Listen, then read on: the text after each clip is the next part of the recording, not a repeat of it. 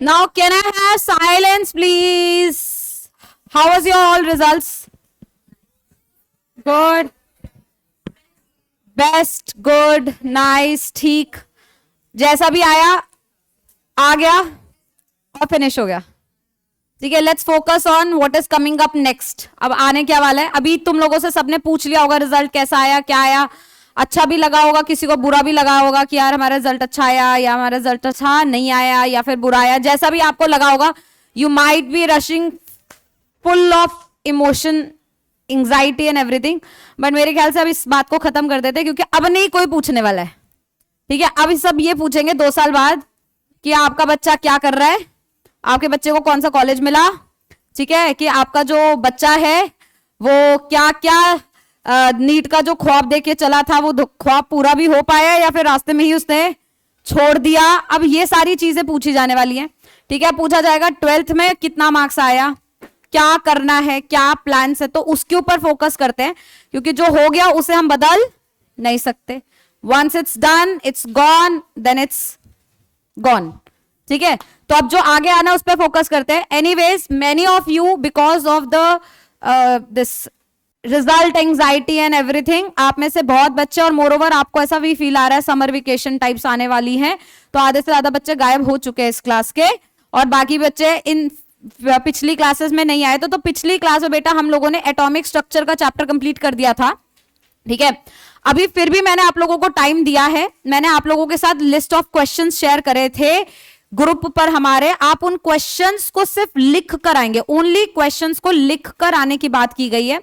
Saturday को जो हमारी क्लास रहेगी उसमें हम एटॉमिक स्ट्रक्चर के वो जो सारे लिस्ट ऑफ क्वेश्चंस मैं आपको लिखवा रही हूं जो मैंने शेयर करे, मैं उसको डिस्कस करूंगी और उसके बाद मैं मानूंगी कि हमारा एटॉमिक स्ट्रक्चर का चैप्टर पूरा पूरा क्या हुआ है, कंप्लीट हुआ है. क्योंकि अभी भी मुझे बहुत सारी चीजें in form of questions add करनी है, लेकिन वो ऐड करने का लॉजिक सिर्फ तभी रहेगा जब हम सारे एटलीस्ट एक प्लेटफॉर्म पे रहें कि हम सारे सवाल बना करें.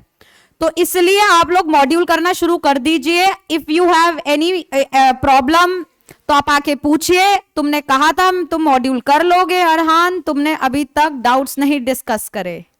डाउट्स डिस्कस नहीं करे, तो जब तक डाउट्स डिस्कस नहीं करे we can not assume it to be done ना. तो वो कंप्लीट करना है.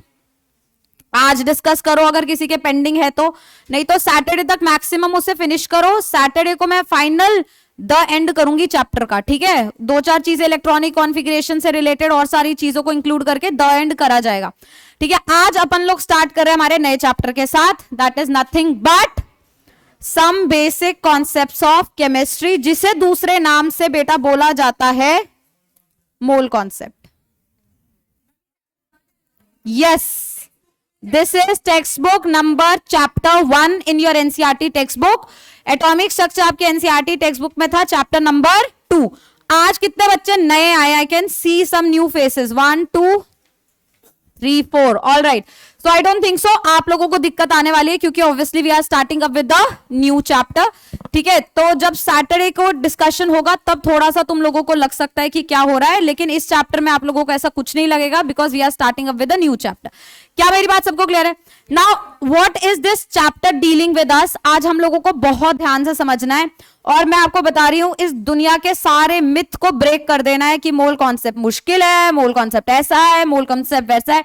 Trust me, if you will understand it clearly, आप अलर्ट रह के बैठेंगे, इससे अच्छा चैप्टर आपको कोई मिलेगा ही नहीं. It is literally very very interesting and very very easy.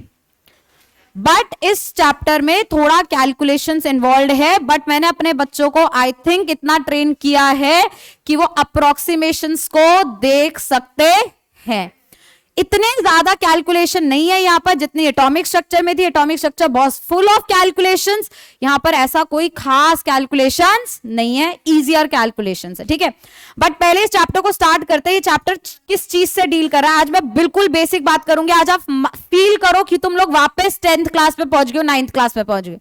अब बिल्कुल एकदम बेसिक वाली बातें करनी है. ठीक है, आज सबसे पहले जो बेसिक बात बेटा हम लोग करेंगे वो करेंगे related two elements and compounds. किसके बारे में बात करेंगे बेटा? Elements and compounds. तो एकदम सारे बच्चे एकदम अच्छे अच्छे रिजल्ट लेकर आए हैं 10वीं में, ठीक है, सब लोग मुझे एक साथ करके डिस्कस करेंगे कि भैया एलिमेंट्स क्या होते हैं। कौन मुझे बता सकता है व्हाट आर एलिमेंट्स, एलिमेंट्स क्या होते हैं? Can tell me what are elements. ऐसा थोड़ी होता रिजल्ट आ गया तो भूल गए, कुछ तो पढ़ा होगा। ऐसे आम भाषा में बताओ, मुझे कोई बहुत ज्यादा अंग्रेजी से वो नहीं है, सिंपल सिंपल आम भाषा में बताया जाए एलिमेंट्स क्या होता है। Raise your hand and I will ask, elements क्या होते हैं? पदार्थ और, सही बोला, बिल्कुल सही बोला, हाँ।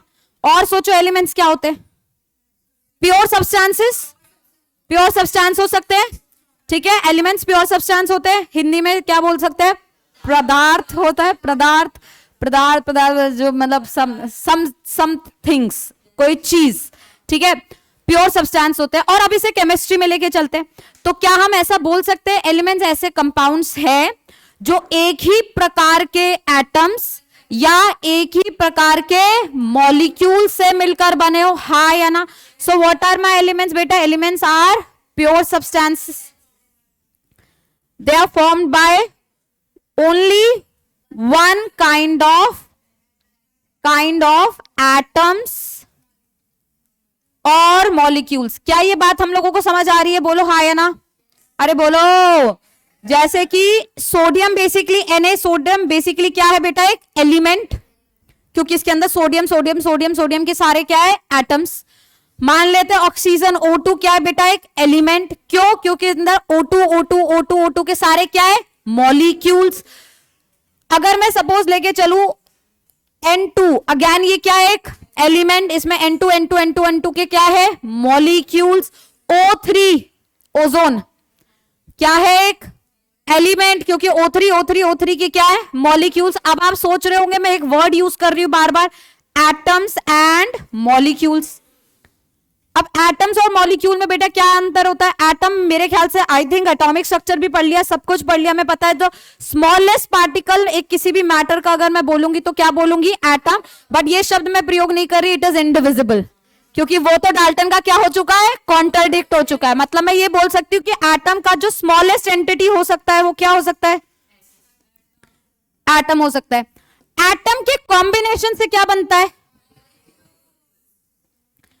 Atoms combines to form molecules. क्या ये बात सबको क्लियर हो रही है?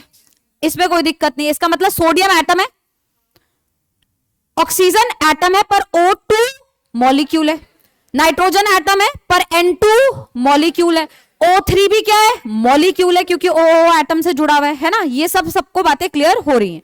यहां तक सब मेरे साथ है क्या? हम सब ने ये सब पढ़ रखा है, हम सबको पता है। अब दूसरी चीज आती है बेटा, क्या? What are compounds? What are compounds क्या होते हैं? जब एक से ज्यादा एलिमेंट्स किसी फिक्स्ड रेशियो में जुड़े, कंबाइन करे, तो वो क्या बना देते हैं बेटा? कंपाउंड्स। जैसे कि CaCO3। सो बेसिकली कैल्शियम एक एलिमेंट है, कार्बन एक एलिमेंट है, ऑक्सीजन एक एलिमेंट है, जो कि ज्वाइन किया गया है 1:1:3 के रेशियो में। और जो ये एलिमेंट्स का कॉम्बिनेशन एक फिक्स रेशियो में बना, वो पूरा क्या बना? एक compound. So compounds are formed from elements when elements are combined in fixed ratio. Combined in fixed ratio. शाबाश, यहां तक हम लोगों को सबको पता चल गया। इजी इजी बात हमें समझ आ गई। अब जरा थोड़ा सा बात करते हैं मैक्रोस्कोपिक और माइक्रोस्कोपिक लेवल की। किसकी बात करेंगे बेटा? मैक्रोस्कोपिक और माइक्रोस्कोप। मैक्रोस्कोपिक का क्या मतलब होता है? जब बड़े लेवल पे देखूं। माइक्रोस्कोपिक का क्या मतलब होता है? जब मैं छोटे लेवल पे देखूं। ये लास्ट बेंच, हाँ बेटा, hi, are you there in the class? No, you are lost. You are still there? Are you listening? पक्का? Sure? I will going to ask questions. पक्का? तो मुझे बताइए मैक्रोस्कोपिक और माइक्रोस्कोपिक क्या होता है? हाँ वही तो बताया ना मैंने, बता दिया। मैं बता देती हूँ वापस से, अब सुन लेना, ठीक है। मैक्रोस्कोपिक का मतलब होता है जब हम किसी बड़े लेवल पर देखें, माइक्रोस्कोपिक का मतलब होता है जब हम बहुत छोटे लेवल पे देखें, ठीक है। तो बेटा ये जो क्लासिफिकेशन है ना एलिमेंट और कंपाउंड की, वो एक बड़े लेवल की क्लासिफिकेशन, कौन से लेवल की क्लासिफिकेशन है, बड़े लेवल, इसलिए ये मैक्रोस्कोपिक क्लासिफिकेशन है। कौन सी क्लासिफिकेशन है, मैक्रोस्कोप। लेकिन जब मैं ये बोलती हूं एटम और मॉलिक्यूल, ये बहुत छोटे लेवल की क्लासिफिकेशन, माइक्रोस्कोपिक। तो मैं बताती हूं कैसे, क्या मेरी बात समझने की कोशिश करना सारे बच्चे ध्यान से। आई थिंक ये सबने लिखा हुआ है, do you want to write it down, ऐसा फटाफट से नोट करिए, फिर मैं आपको बताती हूँ मैक्रोस्कोपिक और माइक्रोस्कोपिक क्या है। जल्दी से नोट करेंगे सारे बच्चे।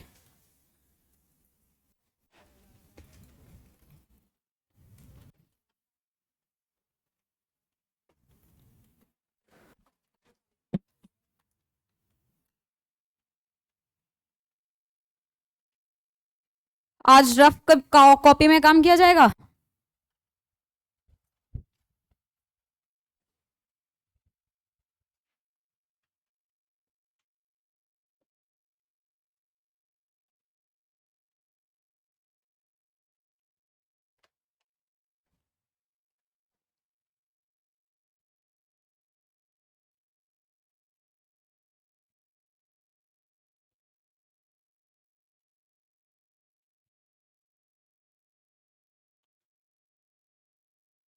चलिए इसको थोड़ा आप लिखते रहिए, मैं आपको इधर समझाने की कोशिश करती हूं।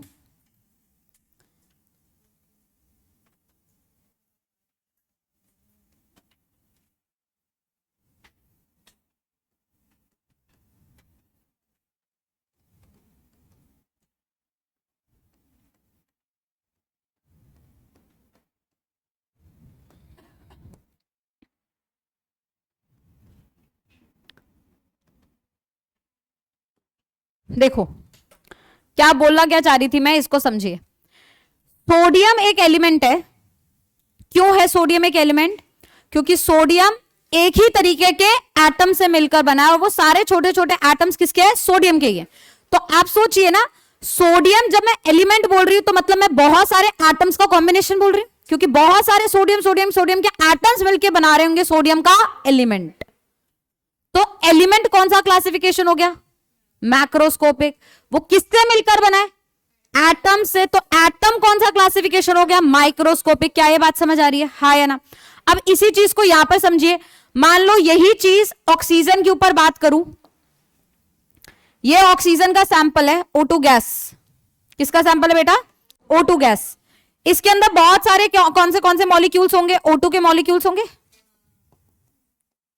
O डबल बॉन्ड O होता है ना, इसलिए मैंने O डबल बॉन्ड O बनाया है। नाउ लिसन, कहना है से O2 गैस एक एलिमेंट है। क्या बोला मैंने, O2 गैस एक एलिमेंट है क्योंकि वो मिलकर बना है एक ही तरीके के मॉलिक्यूल से, हाँ या ना। O2 गैस एक पर्टिकुलर तरीके का एलिमेंट है क्योंकि वो मिलकर बना है छोटे छोटे एक ही तरीके के मॉलिक्यूल से। तो मॉलिक्यूल तो छोटे छोटे लोग हुए, माइक्रोस्कोपिक। एलिमेंट बड़ा हुआ, मैक्रोस्कोपिक। तो एलिमेंट कंपाउंड कौन सा क्लासिफिकेशन है, मैक्रोस्कोपिक। और एटम मॉलिक्यूल कौन सा क्लासिफिकेशन है, माइक्रोस्कोपिक। आ रही है बात समझ, हाँ या ना, क्या ये बात क्लियर है। तो एटम्स एक प्रकार के हो जाए, मॉलिक्यूल्स एक प्रकार के हो जाए तो एलिमेंट बनता है। एटम और मॉलिक्यूल अलग अलग प्रकार के हो जाए तो कंपाउंड बनता है, हाँ या ना। मतलब अगर मैं CaCO3 की बात करूं तो मैं CaCO3 को कैसे इमेजिन करूंगी, how should I imagine CaCO3। मान लो ये CaCO3 का पूरा कंपाउंड है बेटा, क्या है, CaCO3 का पूरा कंपाउंड है। उसमें एक कैल्शियम का एटम होगा, वैसे ही कार्बन का एटम होगा, वैसे ही ऑक्सीजन के मॉलिक्यूल्स भी होंगे, ऑक्सीजन के एटम्स भी होंगे, अलग अलग होगा और सब एक फिक्स रेशियो में होंगे। सो CaCO3 कंपाउंड कौन सा क्लासिफिकेशन है, macroscopic, made up of carbon atoms, calcium atom. ये सारी क्लासिफिकेशन कौन सी है भैया, माइक्रोस्कोपिक। क्या मेरी बात क्लियर हुई, हाँ या ना। और इस पूरे चैप्टर में some basic concept of chemistry में हम माइक्रोस्कोपिक क्लासिफिकेशन पे काम करेंगे। तो चाहे एलिमेंट हो चाहे कंपाउंड हो, हम देखेंगे उसके अंदर के एटम और मॉलिक्यूल्स। क्या देखेंगे?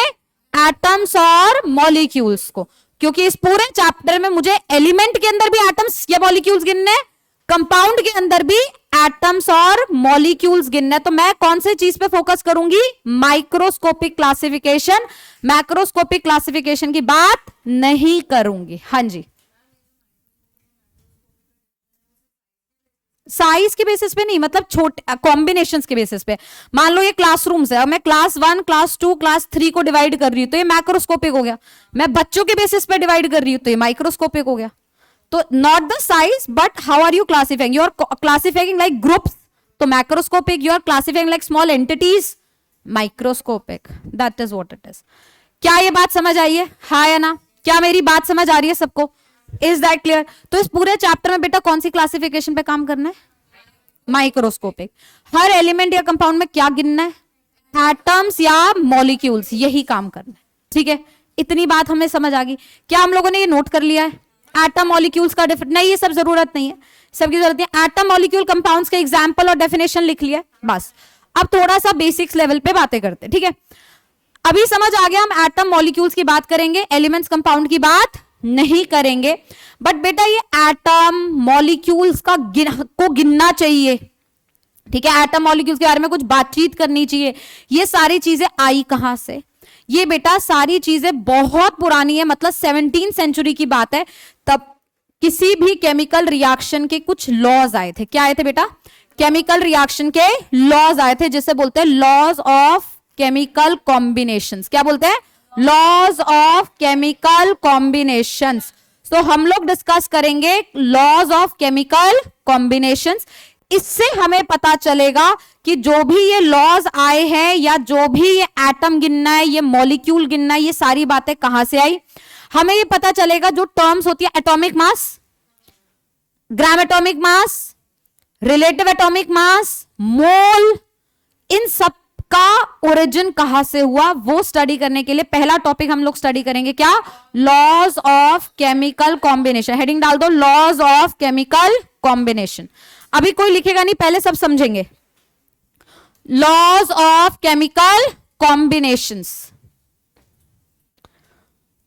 बेटा ये लॉज परफेक्ट नहीं है, they are not the perfect laws, they are not the perfect laws. ये बहुत पुराने जमाने की बातें थी, बहुत पुराने जमाने की बातें, तब ये लॉज बहुत अच्छे काम करते थे। लेकिन अब ये लॉज बहुत ज्यादा अच्छे काम नहीं करते, बहुत सारे एडवांसमेंट हो चुकी है, तो ऑब्वियसली ये लॉज बहुत अच्छा वर्क नहीं करते। पर मेरा मतलब ये नहीं है कि मैं ये बोल रही हूं कि पूरे लॉज बर्बाद है। No, they are good, they should be studied, but they should not be ऐसा हमें अपने आप को इनके ऊपर डिपेंडेंट नहीं बनाना है कि हम सारी चीजें इसी के हिसाब से सॉल्व करने वाले, ऐसा नहीं करना है। हमें ने पढ़ना है, हमें ने समझना है, पर हमें सारी चीजें इनके बेसिस पे सॉल्व करनी है, ऐसा कुछ भी नहीं है। ये लॉस कुछ ऑब्जर्वेशन के ऊपर बेस्ड है। वो सारी चीजें क्या है, सब पहले मेरी बात ध्यान से सुनेंगे, उसके बाद हम आगे बढ़ेंगे। पहला लॉ जो हम बेटा स्टडी करते हैं उसे बोलते हैं लॉ ऑफ कंजर्वेशन ऑफ मास। बेटा क्या बोलते हैं? लॉ ऑफ कंजर्वेशन ऑफ मास, जो कि आपको नाम से ही बता रहा होगा that mass can not be created, mass can not be destroyed. अगर किसी एक रिएक्शन में आप 5 ग्राम लेके चल रहे हो तो अंत में भी आपको 5 ग्राम मिलना चाहिए, क्योंकि ना मास बन सकता है ना ही मास बर्बाद हो सकता है। मतलब mass of reactant should be equal to mass of products.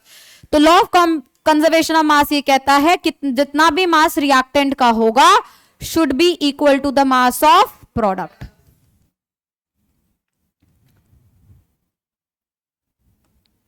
Right? So mass can not be created not be destroyed, mass of reactant is equal to mass of product. लिखिए इसे साथ साथ। According to law of conservation of mass, example अभी मैं दूंगी। According to law of conservation of mass, mass can never be created, never be destroyed. According to law of conservation of mass, according to law of conservation of mass, mass can never be created nor be destroyed.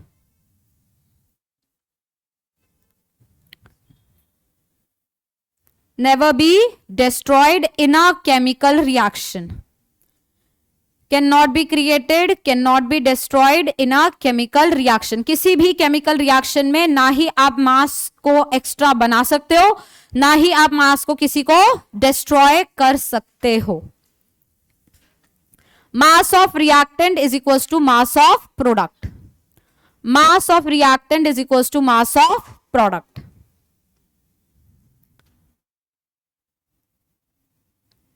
देखिए, mass of reactant is equals to mass of product.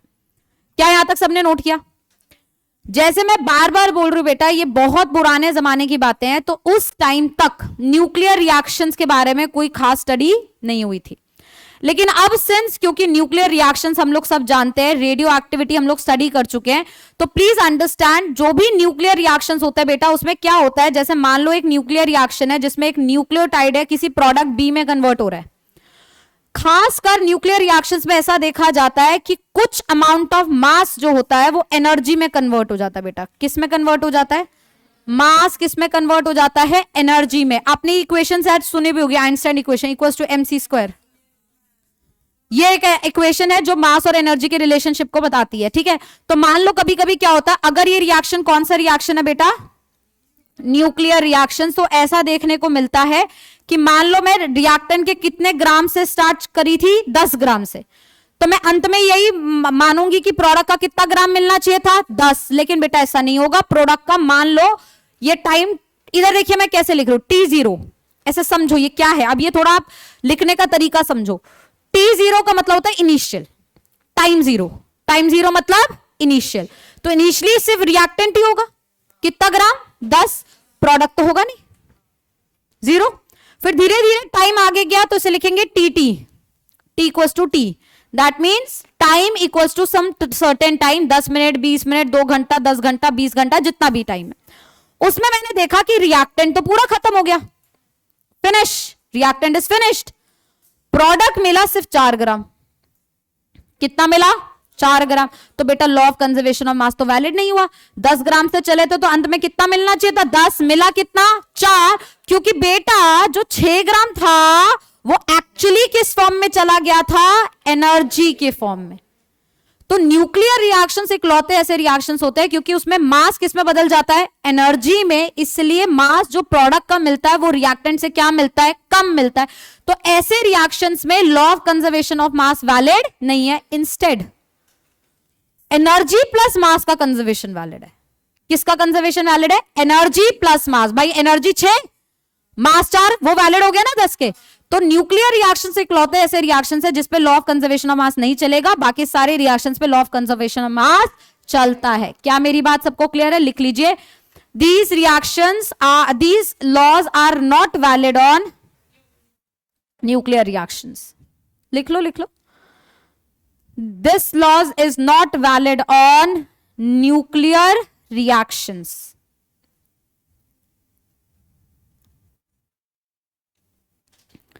These laws are not valid on nuclear reactions. ठीक है? Because in those reactions energy get converted to, mass get converted to energy. Because in those reactions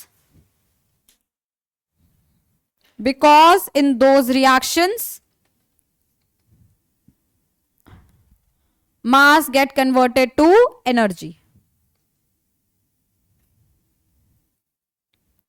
मास किस में convert हो जाता है बच्चों? Energy में convert हो जाता है. क्या ये बात सबको क्लियर हुई? हाँ या ना? अब लॉ ऑफ कंजर्वेशन ऑफ मास का एक एग्जांपल हम लोग स्टडी कर लेते हैं. जैसे मान लो बेटा एक रिएक्शन हमने ऐसे दिया आपको, H2 plus half O2 give H2O. H2 plus half O2 give H2O. I am sure आपने ऐसे बैलेंसिंग देखी नहीं होगी. आप जनरली ऐसे बैलेंस करते होंगे. 2H2 plus O2 give 2H2O. चलेगा. आप ऐसे भी बैलेंस कर सकते हो, इसे बोलते हैं वेल बैलेंस्ड. अगर मैं हाफ करके लिखूं वो भी चलेगा. That is also called balancing. जैसा आपको कंफर्टेबल लगे यू कैन डू इट. ठीक है, कोई दिक्कत नहीं है. हम ऐसे कर लेते हैं बैलेंसिंग अगर सबको चलता है तो ये वाला बैलेंसिंग करते हैं, ठीक है। अच्छा, क्या मैं इस क्लास में बच्चों से इतना एक्सपेक्ट कर सकती हूँ कि हमें हाइड्रोजन और ऑक्सीजन के एटॉमिक मासेस पता होंगे? इतना तो हम आई थिंक हम लोग मान के चल सकते हैं। तो हाइड्रोजन का मास कितना होता है बेटा, एटॉमिक मास? अरे एटम की बात कर रही हूँ, एटॉमिक मास बोल रही हूँ बेटा, 1। ऑक्सीजन एटम का एटॉमिक मास होता है 16। अब जरा इसी के ऊपर शुरुआत करते हैं, ठीक है। सारे बच्चे इधर देखेंगे, मैं बहुत ही बेसिक लेवल पे बात कर रही हूँ, एटम मॉलिक्यूल वाले टाइप बात कर रही हूँ। अब इधर आते हैं, सबसे पहले इधर देखते हैं बेटा, एक तो ये हाइड्रोजन का एटम नहीं है, ये मॉलिक्यूल है ना। अब हाइड्रोजन के एटम का मास है 1, तो हाइड्रोजन के एक मॉलिक्यूल का मास हुआ 2, मानो ना मानो यही होगा, हाँ या ना। तो H2 का मास हुआ 2, पर मैंने H2 के कितने मॉलिक्यूल्स लिए बेटा, 2, तो 2 इंटू 2 कितना हुआ, 4। हुआ या नहीं हुआ? क्या मेरी बात सबको समझ आ रही है? अब इधर आइए, ऑक्सीजन का मास होता है 16, ऑक्सीजन O2 ले रही हूं तो मास हुआ 32, करेक्ट। तो टोटल मास रिएक्टेंट का कितना हुआ, टोटल मास ऑफ रिएक्टेंट? किसी को ना समझ आए तुरंत के तुरंत अभी पूछेंगे। 32 प्लस 4 दैट इज 36, कोई दिक्कत? अब जरा प्रोडक्ट पर आते हैं, जरा देखिए देखिए देखिए देखिए, वाटर कंपाउंड है, मैंने बोला ना मैं कंपाउंड शब्द का प्रयोग नहीं करूंगी, मैं एटम मॉलिक्यूल शब्द का ही प्रयोग करूंगी। इसी बेसिस पे देखिए, H2O की बात करते हैं, इसमें 2 H के एटम है, 1 O का एटम है, तो 2 H मतलब एक H का 1, दूसरे H का भी 1, और एक ऑक्सीजन का 16, तो 16 प्लस 2 हुआ 18। पर ऐसे कितने मॉलिक्यूल्स है बेटा, 2, तो 18 इंटू 2 कितना हुआ, 36। तो अगेन इसका मास लिया तो आया 36। तो बेटा देखिए टोटल मास ऑफ प्रोडक्ट कितना आया? तो क्या law of conservation of mass valid है? बिल्कुल वैलिड है जी। Total mass of reactant is equal to total mass of product. क्या मेरी बात सबको समझ आई है, हाँ या ना? श्योर। एक एग्जांपल और करते हैं फिर आपको बात समझ आएगी। फिर से देखिए इधर एक रिएक्शन ले रहे हैं, N2 plus 3H2 give 2NH3, ठीक है। क्या हम लोग इस क्लास में नाइट्रोजन का मास जानते हैं? 14। तो एटॉमिक मास नाइट्रोजन का कितना है बेटा? अब फिर से डिस्कस करना शुरू करते हैं, सब मेरे साथ साथ बोलेंगे, ना समझ आए मुझे उसी टाइम रोकेंगे, ठीक है। यहां डिस्कस करते हैं, नाइट्रोजन का मॉलिक्यूल है, तो 2 नाइट्रोजन के एटम है, मतलब NN, तो एक का होता है 14, तो दूसरा का भी होगा 14, तो 14 प्लस 14 हुआ 28, कोई दिक्कत? ठीक है। अभी इस 3 को छोड़ते हैं, पहले H2 की बात करते हैं। तो H2 में 2 H है, तो 1 प्लस 1 हुआ 2, ऐसे कितने 3, तो 2 इंटू 3 हुआ 6। अरे बताओ कोई दिक्कत? मास ऑफ रिएक्टेंट बताइए, टोटल मास ऑफ रिएक्टेंट कितना हुआ बेटा? 34। 28 plus 6 is 34, correct. Now let's come here, ammonia की बात करते हैं। जरा इधर सोती हुई प्रजातियां एकदम जग जाएं, मेरी नजरें सब पर है, तुम्हें पता होना चाहिए, चाहे तुम बीच वाले बेंच पे बैठे हो, चाहे तुम फर्स्ट पर हो, चाहे तुम लास्ट में हो। जैसे कोई बच्चा लीन करता है मैं उसका नाम बोल सकती हूँ, पर मुझे नाम, तुम्हारे नाम याद नहीं है अभी, बात ये है। तो मैं तुम्हें ऐसे ऐसे इशारा करके बोल सकती हूँ, नाम याद हो जाएंगे तो नाम से बोलूंगी, अभी नाम याद करने में समय है, अभी धीरे धीरे नाम याद होंगे।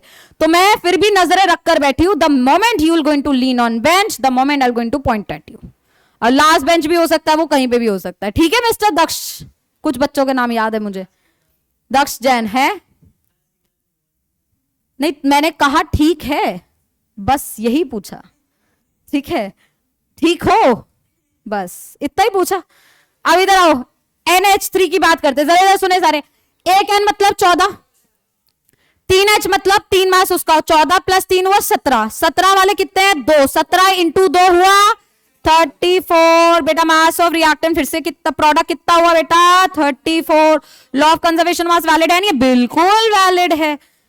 Mass remains conserved in a chemical reaction, not valid on what? Nuclear reactions. Clear? फटाफट से लिख दीजिए, फिर सेकंड लॉ पे चलते हैं।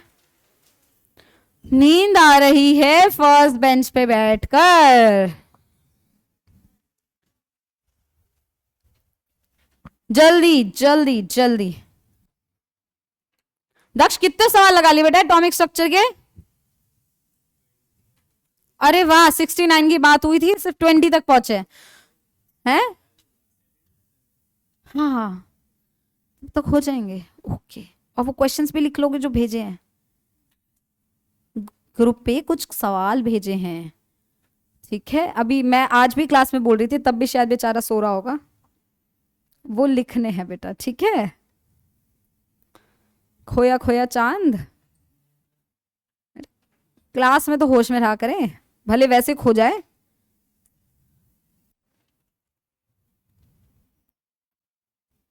लिख लिया बच्चों?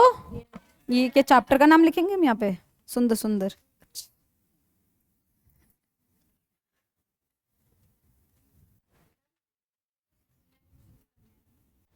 69 क्वेश्चंस तक करने नहीं है, करने तो सारे हैं, क्वांटम वाले भी करने हैं। हाँ, अगर डी ब्रॉगली वाले में दिक्कत आ रही है तो फोर छोड़ के पर सीधा क्वांटम में तो पहुंच जाओ। 128 सवाल है, 69 तो पिछले हफ्ते तक थे, 2 हफ्ते तक भी तुम 69 करते रहोगे, उसमें से भी 25 करोगे। अभी तो मैंने 2 हफ्ते पहले 69 का टारगेट दिया था, तो अब जाके 25 हुए हैं। हाँ, 50 हुए हैं, तो भी 69 नहीं हुए अभी तक पूरे। वो इतने से बाकी पिछले हफ्ते कंप्लीट होने थे। हाँ, क्या करें, एक सब्जेक्ट थोड़ी है। पिछले 15 क्लासेस से हमने एटॉमिक स्ट्रक्चर किया, ये 15 क्लासेस में से 69 वाला बेटा कब से दे रखा है। अच्छा, एब्सेंट नहीं, नहीं प्रेजेंट तो होगा, पर माइंड से एब्सेंट हो सकता है। बाकी सब बच्चे 69 कंप्लीट करके डिस्कस भी कर सकते हैं 2 हफ्ते पहले। वो तो सिर्फ क्वेश्चन लिखना है, वो तो सिर्फ क्वेश्चन लिखना है ना, मॉड्यूल तो तुम्हारे पास ही है। क्या? अच्छा, मैसेज। ओ अच्छा, तुम फोन नहीं चलाते हो, क्लास में सुनते हो? अच्छा, वो भी हमने बताया। ओके, ये भी बहुत बड़ा इशू है, इसको सॉल्व करते हैं, ठीक है। अब से क्लास में होमवर्क क्लास के डे 1 ही बोल दिया जाएगा, ठीक है। और तब भी नहीं अगर कंप्लीट हुआ तो हम सीधा बाहर ही निकलेंगे क्लास से, फिर कोई बहाना नहीं है कि आपने फोन पे भेजा था, ऐसा था वैसा था, ये था वो था, है ना। फिर सीधा क्लास के बाहर ही मिलेंगे और जमीन पे बैठेंगे मस्त। हाँ, अब निकालूंगी मैं, अब मैंने अपने रूल्स बदल दिए। अब मैंने अपने रूल्स बदल दिए, कॉन्ट्राडिक्ट कर दिया रूल्स को। क्या यहां तक सबने नोट कर लिया? हाँ या ना? डन। पहला लॉ कौन सा है भाई? लॉ ऑफ कंजर्वेशन ऑफ मास। अब आता है दूसरे लॉ पे, लिखिए। पहला लॉ शुरू और खत्म भी हो गया, चलो नेक्स्ट लिखिए। लॉ ऑफ कांस्टेंट या प्रपोर्शन या फिर definite proportion. Law of constant proportion या फिर इसे बोल सकते हैं लॉ ऑफ डेफिनेट प्रपोर्शन। पिछली स्लाइड,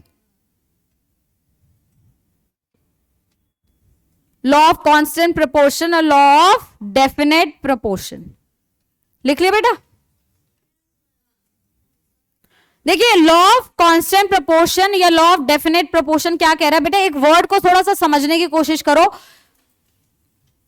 डेफिनेट, डेफिनेट और कांस्टेंट से मतलब वो है कि मैं किसी एक कांस्टेंट मॉलिक्यूल की बात कर रही हूंगी। मान लो इधर देखिए, एक मॉलिक्यूल मैंने लिया H2O, I have taken a molecule which is H2O। तो ये डेफिनेट प्रोपोर्शन का जब बात आए या कांस्टेंट प्रोपोर्शन की बात आए तो बेटा एक ही मॉलिक्यूल लेना है, कोई भी मॉलिक्यूल लेना है, पर कौन सा लेना है? एक, किसी भी तरीके का। और आपको चेक करना है कि ये जो मॉलिक्यूल है इसमें जो एटम्स कंबाइन हो रहे हैं उनका मास का रेशियो क्या। क्या बोला है मैंने? जो एटम्स कंबाइन हो रहे हैं उनके मास का रेशियो क्या है। देखिए इधर, क्या आप समझ रहे? हाइड्रोजन एटम 2 है और ऑक्सीजन एटम 1 है, तो एटम्स का रेशियो क्या बेटा? 2:1। तो एटम के मास का रेशियो क्या होगा? एटॉमिक मास का रेशियो, हाइड्रोजन एटम का मास होता है 1 × 2:16। बोलो हाँ या ना? मतलब इसका सिंपल वर्जन हुआ 1:8। मतलब वाटर के अंदर हाइड्रोजन और ऑक्सीजन का जो मास रेशियो है 1:8 है। अब बेटा दुनिया का कहीं से भी किसी भी सोर्स से हम वाटर ले लें, वाटर टैप वाटर भी हो सकता है, वाटर सी वाटर भी हो सकता है, वाटर हमारे पानी की बोतल में जो पानी वाटर है वो भी हो सकता है, जो नहाने वाला पानी है वो भी हो सकता है, आरओ का वाटर भी हो सकता है, अल्कलाइन वाटर भी हो सकता है, जो बड़े बड़े लोग पीते इतना महंगा आता है, अल्कलाइन वाटर भी हो सकता है, अमेरिका का भी पानी हो सकता है, सिंगापुर का भी पानी हो सकता है, दुबई का भी हो सकता है, पाकिस्तान का भी हो सकता है, पूरी यूनिवर्स का भी कहीं से भी हो सकता है। वाटर तो होगा H2O और वाटर के अंदर मास रेशियो होगा 1:8 irrespective of the source. Water कहां से आए, क्या मेरी बात समझ आ रही है? सो वाटर सी वाटर है, वाटर किसी रिएक्शन में प्रोड्यूस हुआ है, वाटर नेचुरली अकरिंग है, वाटर रेन की फॉर्म में आया है, वाटर किसी भी तरीके से किसी भी सोर्स से अगर हमें मिलेगा, वाटर के अंदर मास रेशियो क्या रहेगा? Fix. That is what is law of definite proportion और डेफिनेट कांस्टेंट प्रोपोर्शन। क्या मेरी बात समझ आई है? सो बेसिकली हम ये बोलना चाहते हैं irrespective of the source a molecule combined in a fixed ratio of mass. क्या मेरी बात समझ आई सबको? चलिए लिख दीजिए फटाफट से। According to this law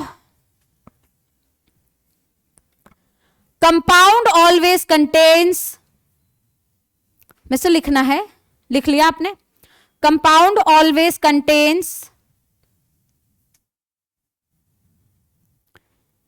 exactly same proportion of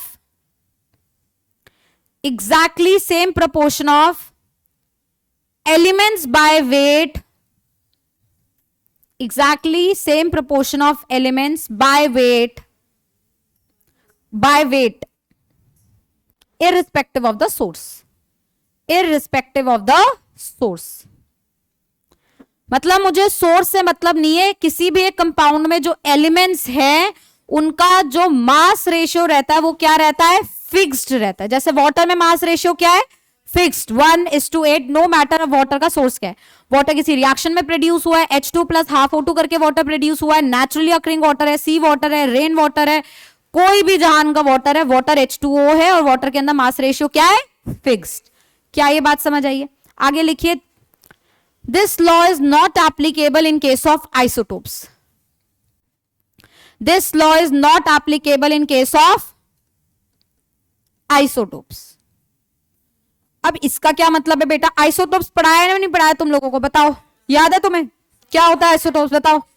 They have same atomic number and different mass. जैसे कि इधर देखिए, कार्बन का एक आइसोटोप है कार्बन 12, कार्बन का एक और आइसोटोप है कार्बन 14। ठीक है, अब आप ध्यान से सुनना, एक रिएक्शन है CaCO3 जिसका डिकम्पोजिशन कराया, मिला कैल्शियम ऑक्साइड और CO2, राइट। एक और रिएक्शन है वो है CaCO3 पर इसमें कार्बन 14 है, ये डिकम्पोज हुआ, वापस से मिला CaO और CO2 पर बेटा CO2 अब कौन से कार्बन का होगा? 14 कार्बन का होगा, क्योंकि आपको समझ आना चाहिए इसमें 3 ऑक्सीजन में से 1 ऑक्सीजन कैल्शियम की तरफ जाता है, 2 ऑक्सीजन कार्बन की तरफ जाता है। ये दिख रहा है नहीं दिख रहा सबको? तो यहां पर क्या हुआ है, ऑक्सीजन पे तो कोई आइसोटोप लगा नहीं है, तो ऑक्सीजन तो इसके साथ 1 आया और इसके साथ कितने गए? 2। तो जो 2 गए वो किसके साथ गए? कार्बन 14 के साथ गए। बोलो हाँ या ना? अब आप समझने की कोशिश करो, CO2 यहां से भी मिल रहा है बेटा, CO2 यहां से भी मिल रहा है तो ये भी CO2 ना, है तो ये भी CO2। हम सोचेंगे मास रेशियो क्या रहना चाहिए? फिक्स्ड, पर नहीं रह पाएगा। पूछिए क्यों? क्योंकि इस वाले केस में अगर मैं इस वाले CO2 की बात करती हूं, क्या आप मेरी बात समझ रहे हो? कार्बन 1:2 में एटम का रेशियो, पर बेटा मास का रेशियो क्या होगा? कार्बन 1 का मास होता है 12 और 2 ऑक्सीजन का मास होता है 32, तो यहां रेशियो 12:32। अब यहां देखिए, CO2 में 1:2 तो एटम का रेशियो है, बट बेटा ये तो कार्बन 14 है ना, तो इसका मास 12 थोड़ी होगा, इसका मास कितना होगा? 14। यहां रेशियो क्या हो गया? 14:32। तो क्या अब CO2 का मास रेशियो फिक्स रहा? नहीं।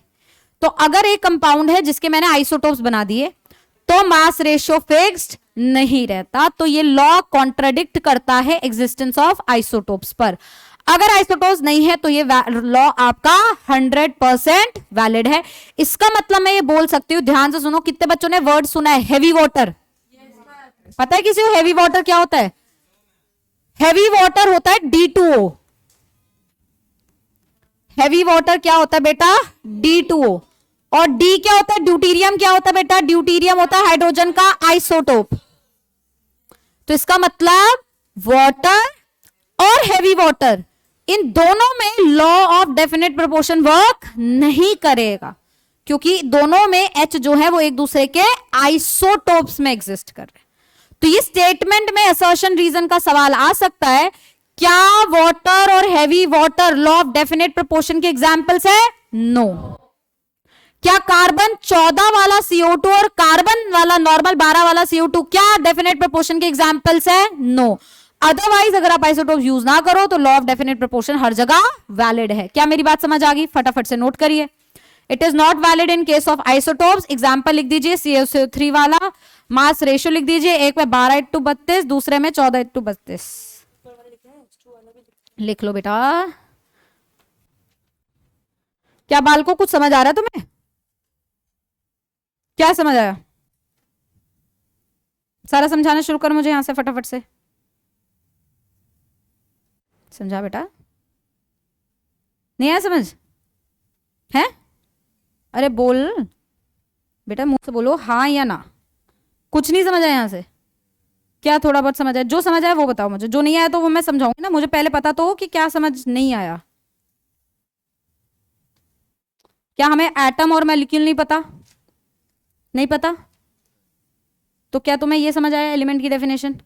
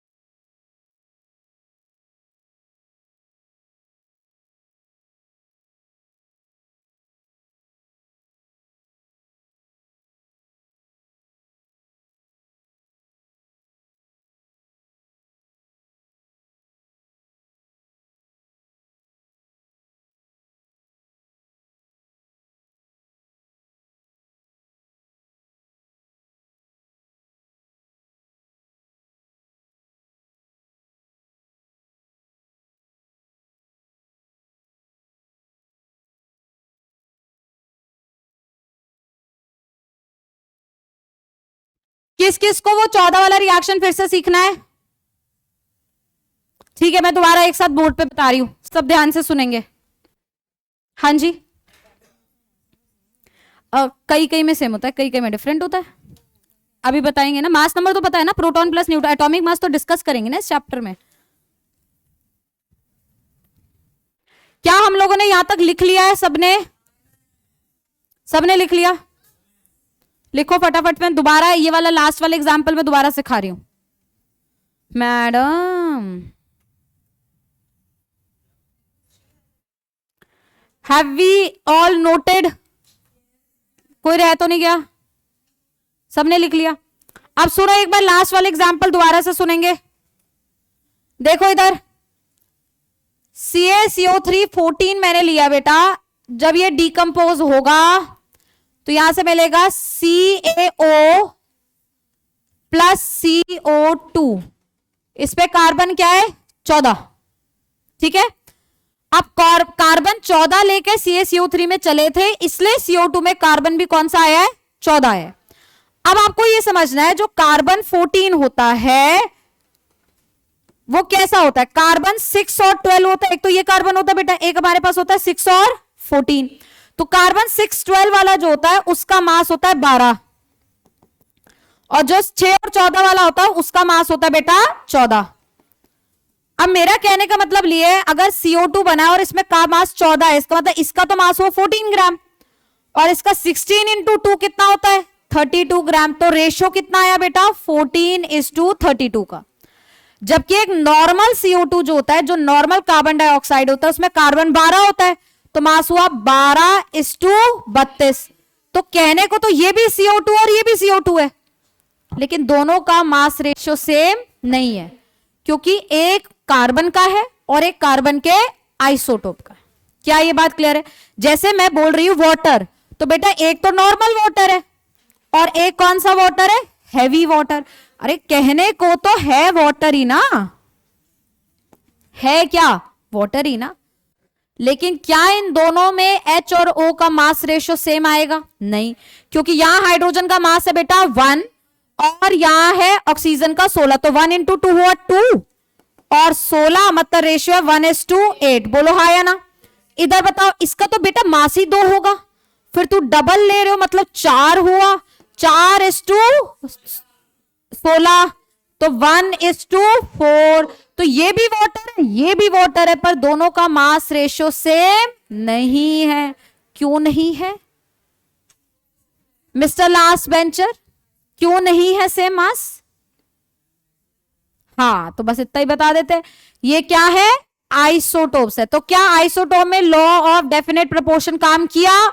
नहीं किया। क्या मेरी बात समझ आ गई? अब नेक्स्ट लॉ पे चलेंगे, न्यूक्लियर रिएक्टर्स में लॉ ऑफ मल्टीपल प्रोपोर्शन। बहुत सारे, कोई भी आइसोटोप, क्लोरीन जैसे ClO2 है, तो क्लोरीन 35 वाला भी होता है, क्लोरीन 37 वाला भी होता है। किसी भी रिएक्शन में जिसमें तुम आइसोटोप लगाओ उसमें आइसोटोप मिलेगा। Next is law of multiple proportion. Law of multiple, बेटा पहले वाला कौन सा लॉ था? Law of definite. बेटा उस पे एक वर्ड मैंने हाईलाइट कराया था, कौन सा? डेफिनेट। यहां मैं कौन से लॉ की बात कर रही हूं? मल्टीपल। लॉ ऑफ डेफिनेट में एक ही कंपाउंड था। बोलो हाँ या ना? बेटा बहुत जरूरी बात है, इसके ऊपर सवाल आएगा। तुम सुन नहीं रहे हो, सब डेकोरेशन में लिखे हुए हैं, सब सुनो मेरी बात। डेफिनेट में एक कंपाउंड था, ठीक है? क्या था? एक कंपाउंड। ये कौन सा लॉ है? मल्टीपल। इसमें एक से ज्यादा कंपाउंड्स होंगे। क्या होंगे? एक से ज्यादा कंपाउंड। जैसे कि सब पहले सुनेंगे, फिर सब डेकोरेशन करेंगे कॉपियों में, ठीक है? पहले सुन लीजिए। 2 एटम है, मतलब मान लो 2 एलिमेंट्स है मेरे पास, एक कार्बन है एक ऑक्सीजन है, दोनों आपस में मिलकर कंपाउंड बना रहे हैं। 2 एलिमेंट्स मिलकर क्या बना रहे हैं? कंपाउंड। कितने कंपाउंड बना रहे हैं? 2। एक है CO, एक है CO2, कार्बन मोनोऑक्साइड और कार्बन डाइऑक्साइड। भाई कार्बन प्लस ऑक्सीजन मिलकर कार्बन मोनोऑक्साइड भी बना सकता है, कार्बन प्लस ऑक्सीजन मिलकर कार्बन डाइऑक्साइड भी बना सकता है, नहीं बना सकता? अभी मैं खाली CO2 की बात करूंगी तो ये डेफिनेट प्रोपोर्शन है, मैं खाली CO की बात करूंगी डेफिनेट प्रोपोर्शन है, लेकिन CO और CO2 दो की बात करूंगी तो ये मल्टीपल प्रोपोर्शन, ठीक है? तो सबसे पहला सवाल तो यही आता है कि लॉ ऑफ मल्टीपल प्रोपोर्शन कहां वैलिड है? लॉ ऑफ मल्टीपल प्रोपोर्शन तब वैलिड है, सुनो ध्यान से, लॉ ऑफ मल्टीपल प्रोपोर्शन तब वैलिड है जब तुम 2 एलिमेंट से एक से ज्यादा डिफरेंट कंपाउंड्स बनाओ। क्या बोला मैंने? एलिमेंट से एक से ज्यादा डिफरेंट कंपाउंड्स बनाओ। जैसे कि सोचो नाइट्रोजन है और ऑक्सीजन है, ये दोनों मिलकर बहुत अलग अलग कंपाउंड्स बना सकते हैं। NO भी बना सकते हैं, NO2 भी बना सकते हैं, N2O भी बना सकते हैं, N2O3 भी बनाते हैं। बहुत सारे अलग अलग कंपाउंड्स होते हैं जो ये लोग मिलकर बनाते हैं, और भी बहुत होते हैं, ठीक है? क्या हो गया? वो भी गायब हो गया, कोई बात नहीं, वापस लिख देंगे। लेकिन इसके अंदर क्योंकि 2 एलिमेंट्स मिलकर एक से ज्यादा कंपाउंड हो गए, तो ये हो गया मल्टीपल। क्या हो गया? मल्टीपल। तो law of multiple proportion valid हुआ। क्या मेरी बात समझ आई? तो पहले लिखिए, एक पॉइंट लिखिए, whenever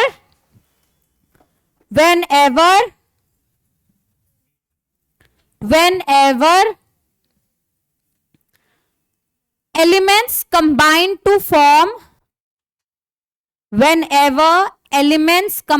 to form more than one different compounds, whenever elements combine to form more than one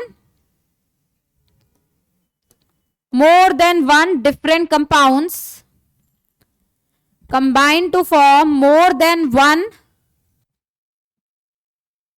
different compounds, law of multiple proportion is valid. Law of multiple proportion is valid. सो बेटा law of multiple proportion तब valid है जब आपके elements मिलकर एक से ज्यादा different compounds बनाए. क्या ये बात क्लियर है? अब जरा सोचिए ये लॉ ऑफ डेफिनेट प्रोपोर्शन का एग्जांपल मैं कैसे दे रही हूं. ये दोनों मिलकर क्या बनाए? अब सब इधर देखेंगे क्योंकि मैं बहुत जरूरी बात बताने वाली हूं.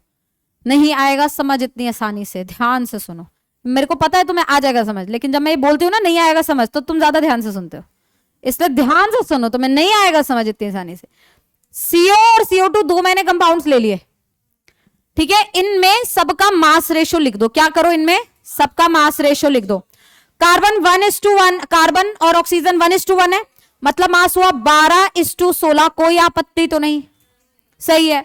इधर देखो 12:32, कोई दिक्कत तो नहीं. अब आप देखिए इधर इधर मिस्टर नितेश, इधर इधर कॉपी का आदान प्रदान बाद में करेंगे, पहले तो देखेंगे. क्या ये देख पा रहे हैं कि कार्बन का मास दोनों में मैंने फिक्स कर दिया, तो ऑक्सीजन के मास का रेशियो चेक करिए. 16:32 मतलब 1:2. तो ये लॉ कहता है जब आपके पास दो कंपाउंड्स होते हैं, आप किसी एक का मास फिक्स कर दो तो जो दूसरे का मास है वो सिंपल रेशियो में होता है. क्या बोला मैंने? किसी एक एलिमेंट का मास फिक्स कर दो तो जो दूसरा है उसका मास सिंपल रेशियो में होता है. क्या बोला फिर से?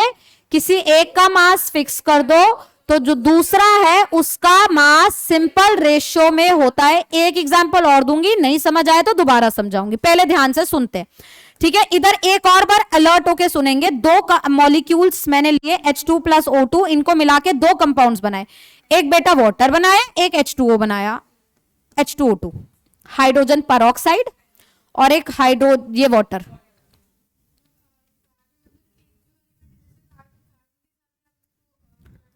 हाँ कार्बन को कार्बन. अब वैसे यहां पे भी करूंगी, देखना. इधर देखो सारे, पहले इन दो कंपाउंड्स में मास का रेशियो लिखो. दो कंपाउंड्स कौन से? H2O और H2O2. तो बेटा पहले ना अपने मन में ये डिसाइड कर लो तुम्हें किस एटम का मास फिक्स करना है. मैंने बोला H2 का करना है, ठीक है, तो ऑक्सीजन का सिंपल रेशियो में होगा. मैंने बोला ऑक्सीजन का करना है तो H2 का सिंपल रेशियो में होगा, ठीक है. आप किसी एक का भी फिक्स कर सकते हो. रुक जाइए, पहले सुन लीजिए. यहां H2 2:1 में, किसमें? 2:1. तो मास कितना हुआ? 2:16. बोलो हाँ या ना. इधर 2:2 मतलब 1:1 है, तो 2:32. हुआ नहीं हुआ? अभी तो ऑटोमेटिकली H2 का मास क्या है? तो ऑक्सीजन का चेक करा कौन सा रेशियो है? 16:32, that is 1:2, which is a simple ratio. आ रही है बात समझ? अब मान ले एक बच्चा कहता कि ma'am no, we're not going to keep the mass of hydrogen fixed, we would like to keep the mass of oxygen fixed. You can do that. How? Listen here, H2O, H2O2, 2:16, 2:32. अब किसी ने बोला नहीं मुझे oxygen का fix करना है, तो मैं बोलूंगी ठीक है बेटा फिक्स कर दे. मान ले 16 है, ये 32 है, तो अगर मैं इसे आधे से डिवाइड करूंगी, मतलब हाफ से 2 से डिवाइड करूंगी, तो ये 16, 32 का 16 हो जाएगा. तो जैसे बेटा ये 16 होगा तो ये भी तो हाफ हो जाएगा. हुआ नहीं हुआ? अब आप देखिए ऑक्सीजन का फिक्स हो गया, हाइड्रोजन का अभी भी सिंपल रेशियो है 2:1. समझ? तो कितना रेशियो आ रहा है वो इंपॉर्टेंट नहीं है, रेशियो सिंपल आएगा. अगर आप किसी एक का मास क्या कर दो? फिक्स, तो जो बाकी बचे हुए हैं उनका मास किस में आएगा? सिंपल रेशियो में आएगा. वो सिंपल रेशियो 1:2, 2:1, 3:2, 1:2, कुछ भी हो सकती है, बट वो रेशियो क्या रहेगी? सिंपल रहेगी. क्या ये बात समझ आई? Now what were you asking? Done? Anybody was asking from here? Everybody got the point?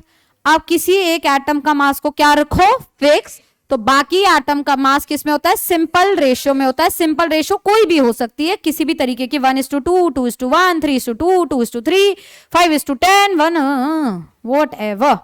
Is that clear? Now please write it down, then I will explain. Sorry, हाँ स्टेटमेंट भी लिख लो। ये क्या बोल रहा है मैं पढ़ देती हूं, देखो क्या लिखा है। If two elements can combine to form more than one compound, the masses of one element that combined with fixed mass of other is in the simple whole ratio.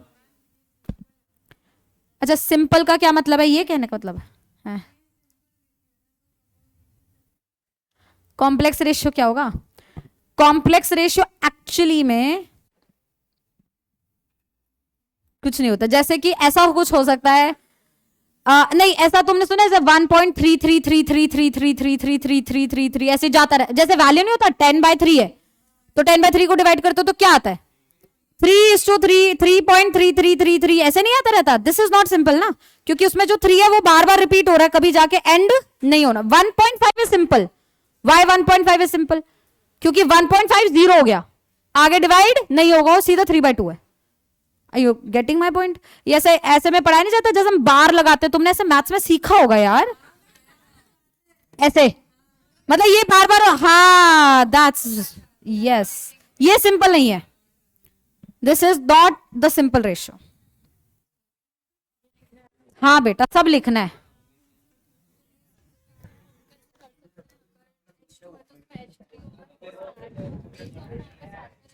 ले सकते अभी लेंगे ना, 4-5 का लेंगे एक साथ।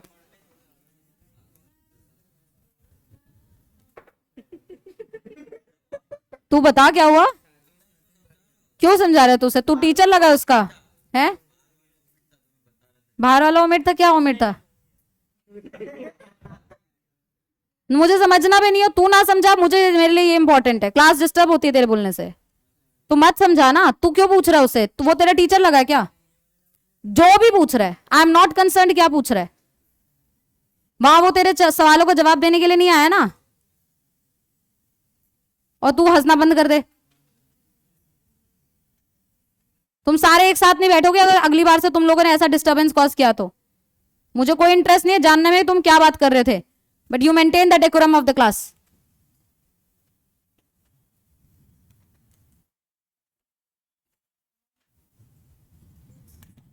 क्या करना है? जितने होंगे मैं बढ़ा दूंगी। क्यों सवाल पूछते हो तुम अनशंट वाले? कितने लॉज हैं, मैं क्यों बता रहा हूं, मैं इसको ये समझा रहा था, क्यों, वाई? जितने लॉज होंगे उतने मैं पढ़ा दूंगी, जो काम का होगा वो मैं करा दूंगी, वो मेरा काम है। आपका काम है आप क्लास में आइए, चुपचाप बैठिए, चीजों को समझिए, ना समझ आए पूछिए, बात खत्म करिए। एक तो आप लोगों को आपस में इतनी बात करनी होती है, फिर उसके बाद उल्टे जवाब देने होते हैं। कहां के प्रेसिडेंट लगे हैं?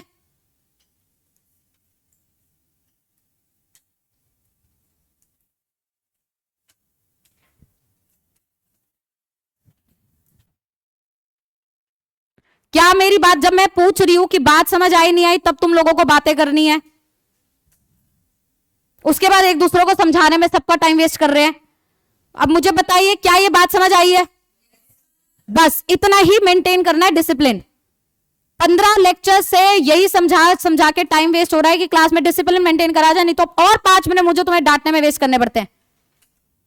जब तुम्हारे साथ कोई रिलैक्स मोड में रहता है, इसका मतलब यह होता है कि आपको कंफर्टेबल फील कराने की कोशिश की जा रही है। इसका मतलब यह नहीं होता है कि आप क्लास का डेकोरम ही खराब कर दें और ये भूल जाएं कि आप क्लास में स्टूडेंट है।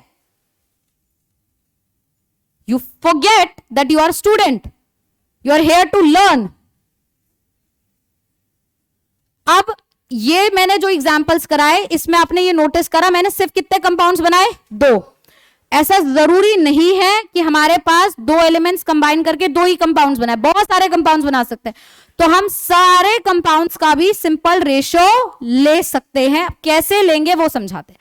इसमें भी दिक्कत सिर्फ बेटा तभी होती है जब कंपाउंड्स के अंदर क्या एग्जिस्ट करने लग जाते हैं? Isotopes.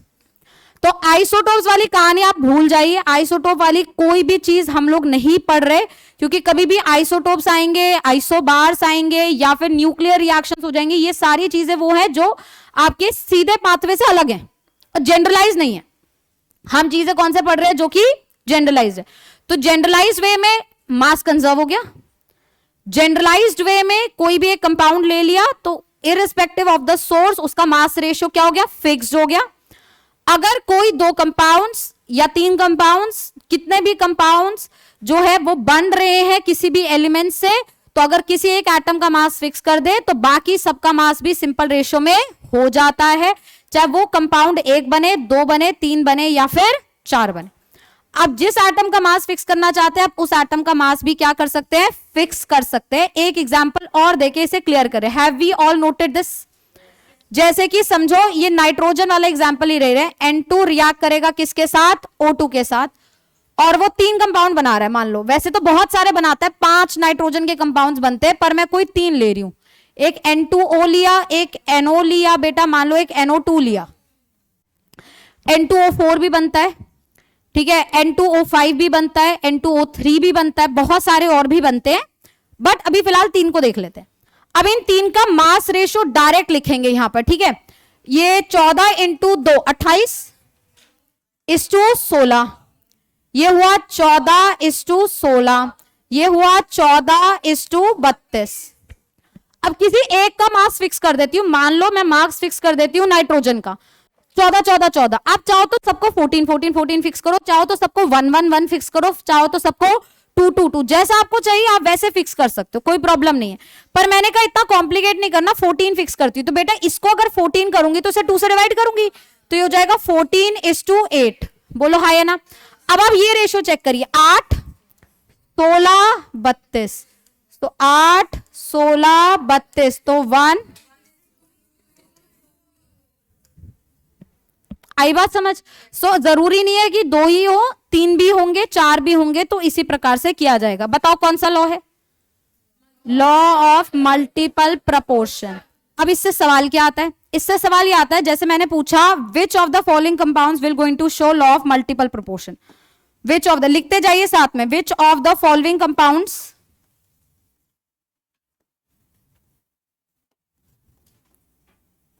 Show law of multiple proportion।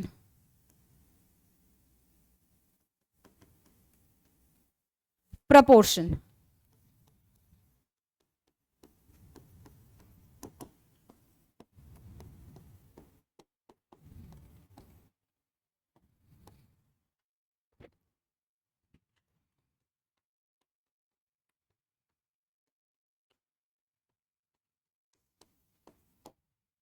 and the last option we have is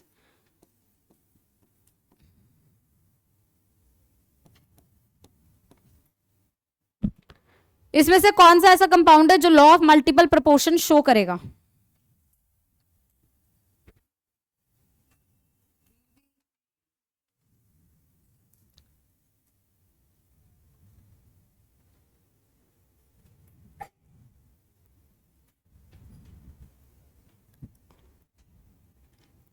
हाँ भाई, कितने बच्चे कह रहे हैं option number B? Why not A? Anybody with A option? Anybody with A option? Anybody with C option? D? Why not?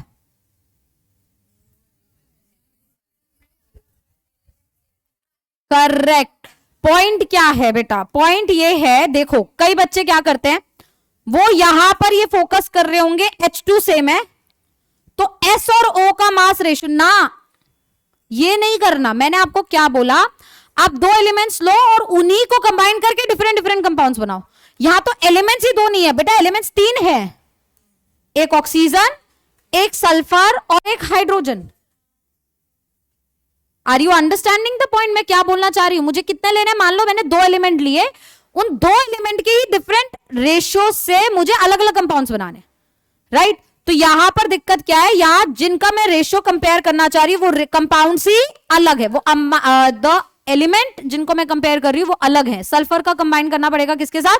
Oxygen, जबकि ऐसा है नहीं। यहां पर भी सेम चीज है बेटा, देखो कार्बन सेम है लेकिन जिसका आप रेशियो कंपेयर करोगे वो क्या हो जाएगा, अलग हो जाएगा। यहां पे भी सेम है, ऑक्सीजन सेम है बट जिसका रेशियो कंपेयर करो क्या हो जाएगा, अलग। जबकि होना क्या है, एक को करना है फिक्स बट जिसको कंपेयर करो वो एलिमेंट क्या रहना चाहिए, सेम। एच का रेशियो एच के साथ, ओ का रेशियो ओ के साथ, एन का रेशियो एन के साथ इन डिफरेंट कंपाउंड्स। क्या ये बात सबको समझ आई है? तो yes, the answer is.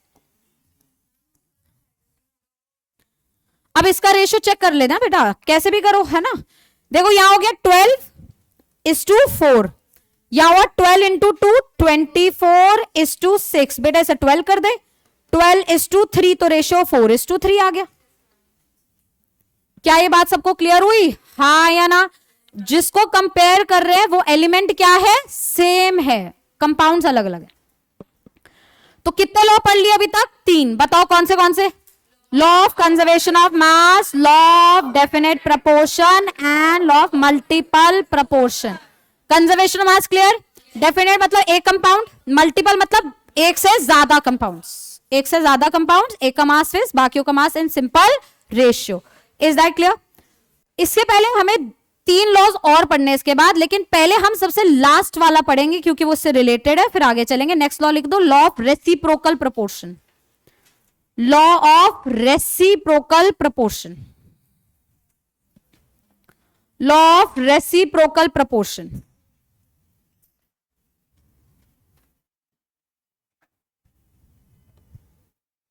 Law of reciprocal proportion. देखिए, this law is not in NCERT but we have to do this law क्योंकि इसके ऊपर भी कई बार क्वेश्चन पूछा गया है। ऐसा क्वेश्चन नहीं पूछते, वो क्वेश्चन पूछते कोई ऐसा देता है स्टेटमेंट कि ये जो स्टेटमेंट है ये कौन से लॉ के हिसाब से है, और 4 ऑप्शन होते हैं, multiple proportion, definite proportion, reciprocal. तो आंसर रेसिप्रोकल हो ना हो इज इंपॉर्टेंट नहीं है, बट बच्चा जब ऑप्शन में वो नाम देखता है तो बच्चा कहता है ये लॉ मुझे पढ़ाया नहीं गया, तो इसलिए ये लॉ पढ़ाया जा रहा है। एक्चुअली ये लॉ एनसीईआरटी का पार्ट नहीं है, so when you read NCERT you will not find this law over there, ठीक है। बट नीट के सवालों के ऑप्शंस में ये लॉ का नाम दिया जाता है, इसलिए हमें पढ़ना पड़ जाता है ना। लॉ ऑफ रेसिप्रोकल प्रपोर्शन बेटा 3 एलिमेंट्स की बात कर रहा है। किसकी बात कर रहा है, ठीक है। जबकि मल्टीपल में ऐसा नहीं था, उसमें 2 एलिमेंट्स थे और उससे डिफरेंट डिफरेंट कंपाउंड्स बनाए जा रहे थे। यहां पे कितने हैं बेटा, 3। अब आप देखो C और H का एक कंपाउंड बनाया CH4, C और O का एक कंपाउंड बनाया CO2, H और O का एक अनदर कंपाउंड बनाया H2O, ठीक है। अब आपको ध्यान से सुनना है मेरी बात, बहुत ध्यान से, एकदम परफेक्टली ध्यान से सुनेंगे। आप इन 3 में से कोई भी 2 कंपाउंड अपनी मर्जी से चूज कर लो। क्या बोला मैंने, कोई भी 2 कंपाउंड अपनी मर्जी से चूज करो। मान लो मैंने चूज करा ये दोनों, आप चाहो तो ये दोनों भी चूज कर सकते हो, ये दोनों भी कर सकते हो, कोई भी चूज कर सकते हो। मैं सबके साथ बता दूंगी कैसे करना है। मैंने अभी 2 चूज कर लिए, कौन से, CH4 और CO2। जो भी आप 2 चूज करोगे उसमें एक एटम तो कॉमन होगा। मान लो मैं ये 2 चूज कर रही हूं तो इसमें ऑक्सीजन कॉमन है, मान लो ये 2 चूज कर रही हूं तो इसमें हाइड्रोजन कॉमन है। एक एटम तो क्या होगा, कॉमन। बेटा जो कॉमन है उसका मास को रखना है फिक्स, बाकी 2 का रेशियो लेना है। क्या बोला मैंने, जो कॉमन है उसके मास को रखना है फिक्स। तो बेटा ये कार्बन है, इसका मास हुआ 12, ये हाइड्रोजन है, इसका मास हुआ 4, इसका मास हुआ 12, इसका मास हुआ 32। तो मैंने कॉमन वाले के मास को रख दिया फिक्स, कर दिया फिक्स। बचे कौन से 2, H और O। H और O के मास का रेशियो देखो 4:32 मतलब 1:8 आया। अब चेक करो कि जो तीसरा कंपाउंड था उसके अंदर H और O का रेशियो सेम है या नहीं है। अगर है तो law of reciprocal proportion valid है। अब बताओ तीसरा कंपाउंड कौन सा बचा, वाटर बचा। अब आप मुझे बताइए क्या वाटर में 2:16 मतलब 1:8, क्या ये रेशियो सेम आया, आया। इसका मतलब law of reciprocal proportion valid है। मेरी बात समझ आई? कभी 2 और देख के देख लेते हैं, कहीं आप कहो कि नहीं मैम ऐसे कैसे। इधर देखिए, अब मान लो किसी और 2 कंपाउंड को चूज कर लेते हैं, चूज एनी 2 पिक, इन 2 के अलावा CH4 और वाटर चूज कर लेते हैं, ठीक है। CH4 and water. बेटा कॉमन कौन है इन दोनों में, हाइड्रोजन के मास को फिक्स करेंगे, ठीक है। यहां हो गया 12:4, यहां हुआ 2:16। अब बेटे H के मास को फिक्स करो पहले, तो इसे 2 कर देती हूं, 2:6। अब आप मुझे बताइए कार्बन का 6 है, ऑक्सीजन का 16, तो कार्बन इस टू ऑक्सीजन 6:16 आ गया। अब बचा हुआ कंपाउंड कौन सा बेटा, CO2। अब इधर देखिए CO2 में 12:32, 6:16 आया, सेम नहीं आया। Law of reciprocal proportion valid है। ऐसे तो किसी और पे 2 पे भी करोगे तो भी सेम आएगा। तो अगर मैं 3 एलिमेंट लू, 3 से 3 डिफरेंट कंपाउंड बनाओ, किसी कॉमन वाले कंपाउंड, 2 कंपाउंड्स लू, उसमें कॉमन एलिमेंट का मास फिक्स करूं, बाकी 2 का जो मास होगा वो तीसरे एलिमेंट वाला सेम मास रेशियो आएगा। क्या मेरी बात समझ आई है, हाँ या ना? तो अब आपको ये मैं 3 जो लॉज है जिसमें मल्टीपल, डेफिनेट और रेसिप्रोकल प्रोपोर्शन आ रहा है, क्या ये बात समझ आई है? सबसे पहला डेफिनेट, एक कंपाउंड, उसका mass ratio fix irrespective of the source. फिर मल्टीपल, 2 एलिमेंट्स, एक से ज्यादा कंपाउंड्स, कॉमन वाले का मास फिक्स, बाकी सेम एटम्स का रेशियो सिंपल, हाँ या ना? और तीसरा 3 एलिमेंट्स, 3 अलग अलग कंपाउंड्स, किसी 2 का पेयर लिया, एक कॉमन वाले का मास फिक्स करा, दूसरे का जो रेशियो आया वो तीसरे कंपाउंड के रेशियो के बराबर। Is that clear? नोट करिए। इसके बाद फर्दर 2 लॉज है जो फटाफट फिनिश हो जाएंगे। इसमें 3, कितने भी, पर 2 एलिमेंट्स के कितने भी कंपाउंड्स। और मल्टीपल में जिनका तुम रेशियो कंपेयर कर रही हो वो एक एलिमेंट है, ओ ओ ओ ओ का रेशियो ले रहे हैं, है ना?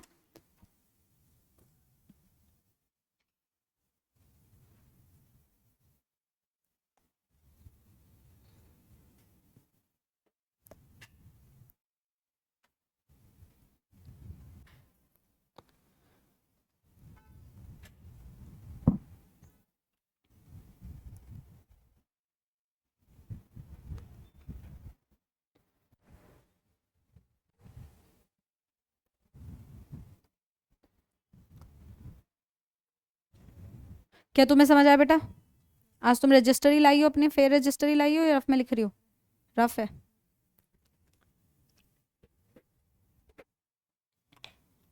All clear, understood?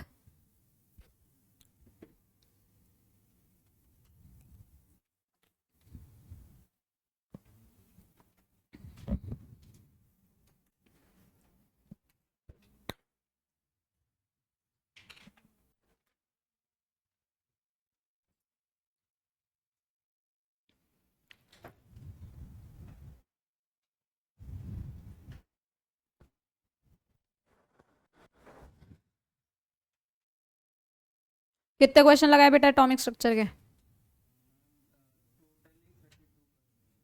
क्यों, कब तक हो जाएंगे तुम्हारे बाकी क्वेश्चन? और जो नहीं हुए वो तो सिर्फ क्वेश्चन लिखना है, सोल्यूशन नहीं चाहिए मुझे उनका। सोल्यूशन तो मैं कराऊंगी उनका, मॉड्यूल के क्वेश्चन जो नहीं बने। हाँ तो कौन पूछेगा वो डाउट? एक ही साथ पूछोगे, और कब, मुहूर्त कब निकलेगा? और जो नहीं पूछा तूने, पक्का नहीं पूछा तो फिर मैं दोबारा बताऊंगी नहीं कभी, ठीक है? पूछ लेगा। श्रीमान हो गए थे तेरे डाउट्स क्लियर सारे? 69 तक डन कंप्लीटली? वो 2 वाले मोल है ना, वो तो मोल सीखने के बाद कर लेंगे हम। And what about quantum number, सवाल बन गए? All done till 128? एनी फिर 69 तक, और क्वांटम नंबर्स तो उसके बाद है ना, वो कब करोगे फिर? बाद में कब? हाँ अगले साल करेंगे। क्वांटम नंबर्स तो जल्दी हो जाएंगे बच्चों, मॉड्यूल से लगा लो ना क्वांटम नंबर्स। या किसकी बात करो? छुट्टियों में जाके यही काम थोड़ी करेंगे, छुट्टियां तुम्हें काम करने के लिए थोड़ी मिली, वेकेशन बनाने के लिए मिली है। काम पहले फिनिश करके जाओ सारा। क्या यहां तक हो गया? डन। इसके बाद लिखेंगे 2 और लॉज है, बट उनका सिर्फ डेफिनेशन हमें लिखना है, बहुत ज्यादा उसका डिटेल हमें नहीं समझ आएगा अभी। उसका डिटेल हम लोग ज्यादा अच्छे से डिस्कस करेंगे जब हम मोल कंसेप्ट पूरा तमीज से स्टार्ट कर देंगे, फिर तुम्हें वो 2 लॉ भी क्लियर हो जाएंगे। हाँ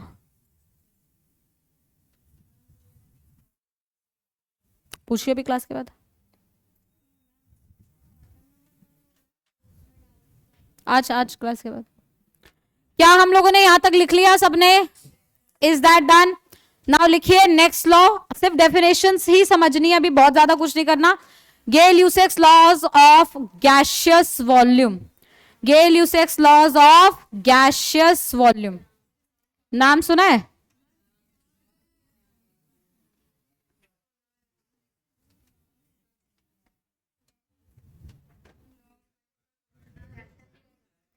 लॉ ऑफ मल्टीपल प्रोपोर्शन में डायरेक्ट, अच्छा डिस्कवर किसने किया था? हाँ Dalton's. Gay-Lussac's laws of gaseous volume, Avogadro. हाँ पढ़े ये दोनों, नया तो इजी इजी होता है। अच्छा कोई बात नहीं, लिखिए पहले समझ लेते हैं। पहले इसको समझ लीजिए एग्जैक्टली लॉ क्या कह रहा है। सारे बच्चे इधर ध्यान से सुनेंगे। मान लो एक रिएक्शन है, N2 plus 3H2 give 2NH3, N2 plus 3H2 give 2NH3। तो बेटा यहां पर एक बहुत इंपॉर्टेंट चीज बोली गई है। क्या आप ये स्टोशियोमेट्रीज देख, मतलब ये क्या आप देख पा रहे हैं? ये जो बैलेंसिंग के लिए हमने यूज करे हैं नंबर्स 1 3 2, तो पहली चीज तो ये समझिए, ये जो नंबर्स मैं लिख रही हूं 1 3 2, जो बैलेंसिंग के लिए नंबर्स लिखती हूं, इन्हें बोला जाता है स्टोशियोमेट्रिक कोफिशिएंट्स। क्या बोला जाता है? Stoichiometric coefficients. ठीक है, जैसे मैंने अभी बैलेंस किया था H2 प्लस हाफ O2, तो वो हाफ जो लगाया था that is a stoichiometric coefficient. अब अभी स्टोशियोमेट्री के बहुत डिटेल में नहीं जाना, अभी जब हम मोल कॉन्सेप्ट स्टडी करेंगे तो तुम्हें समझ आएगा स्टोशियोमेट्री क्या बताती है, इसका मेन मीनिंग क्या है। फिलहाल एकदम 10वीं लेवल पे बात करें तो ये ऐसा कुछ रहेगा, आप इसे ऐसा पढ़ोगे, एकदम सब मेरे साथ साथ पढ़ेंगे, आप इसे ऐसे पढ़ोगे। एक नाइट्रोजन का मॉलिक्यूल रिएक्ट कर रहा है 3 हाइड्रोजन के मॉलिक्यूल के साथ और बना रहा है 2 अमोनिया का मॉलिक्यूल, हाँ या ना? तो आप ये पढ़ रहे होंगे एक मॉलिक्यूल किसका होगा? रिएक्ट कर रहा है किसके साथ? 3 मॉलिक्यूल हाइड्रोजन के साथ, बना रहा है 2 मॉलिक्यूल ऑफ अमोनिया। अब गेल-यूसेक्स लॉ ये कहता है जिस रेशियो में मॉलिक्यूल्स या एटम्स कंबाइन करे हैं वही रेशियो इनके वॉल्यूम का भी रहेगा, अगर ये पूरा रिएक्शन गैस का है तो। हाँ भाई रिएक्शन तो सारा गैस का ही है या नहीं है? सारे चीजें कौन है? गैस है। तो जो रेशियो मॉलिक्यूल का है 1:3:2, वही रेशियो इनके वॉल्यूम का भी होगा। मतलब अगर मैं बोलूं 1 ml इसका, तो वो रिएक्ट कर रहा होगा 3 ml हाइड्रोजन के साथ, बना रहा होगा 2 ml अमोनिया का। क्या आपको मेरी बात समझ आई? सो जिस रेशियो में मॉलिक्यूल्स रिएक्ट कर रहे हैं उसी रेशियो का वॉल्यूम का भी रेशियो होगा रिएक्शन में। 1 लीटर 3 लीटर के साथ करेगा, बनाएगा 2 लीटर। 10 30 के साथ करेगा, बनाएगा 20। Can you maintain the ratio of volume 1:3:2? हाँ या ना? That is what is Gay-Lussac's law of gaseous volume. So whatever is the ratio of stoichiometric coefficient, whatever is the ratio of the molecules or atoms, in the same ratio volume का भी वही ratio रहता है किसी भी gaseous reaction. ध्यान ये देना है कि रिएक्शन सिर्फ कौन सा होना चाहिए बेटा? गैस का। रिएक्शन सिर्फ किसका होना चाहिए? गैस का। क्या ये बात समझ आ गई? एक एग्जाम्पल लिख लो, उससे तुम्हारा काम हो जाएगा। डेफिनेशन घर से लिख कर आएंगे, फटाफट से एग्जाम्पल लिखो, खत्म करो। हाँ ये एग्जाम्पल लिखो, स्पेस छोड़ देना डेफिनेशन के लिए। You will get the PDF of this, write the definition from there. Just write an example of this so that you can understand किस बारे में बात हो रही है। How many of you can understand looking at this? Volume is not conserved. क्या बोला मैंने? वॉल्यूम कंजर्व्ड नहीं है। वॉल्यूम नहीं कंजर्व होती, कंजर्व होता है मास। वॉल्यूम नहीं कंजर्व, भाई वॉल्यूम कंजर्व होती तो 3 + 1 मिलके 4 बनना चाहिए था, लेकिन 2 बन रहा है। तो volume is not conserved, please remember, volume is not conserved in a reaction.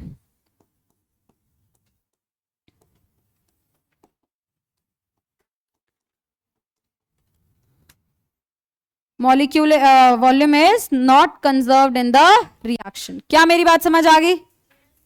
हाँ या ना?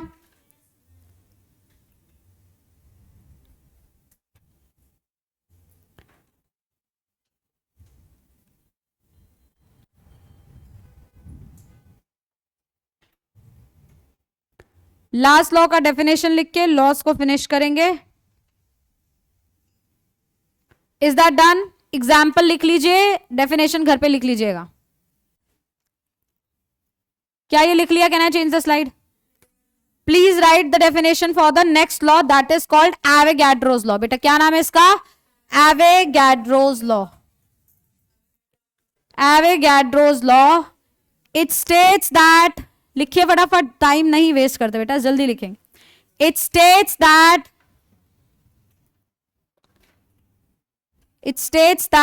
equal volume of all the gases at same temperature and pressure, equal volume of all the gases, it states that equal volume of all the gases at same temperature and pressure, at same temperature and pressure, contains equal number of molecules, contains equal number of molecules। मान लो एक gas A है, एक gas B है, दोनों gas को एक same temperature पे रखा गया है T केल्विन, और एक सेम प्रेशर पे रखा गया है मान लो 1 atm। तो इसका अगर वॉल्यूम सेम है 10-10 लीटर, तो दोनों के अंदर नंबर ऑफ मॉलिक्यूल्स भी सेम होंगे।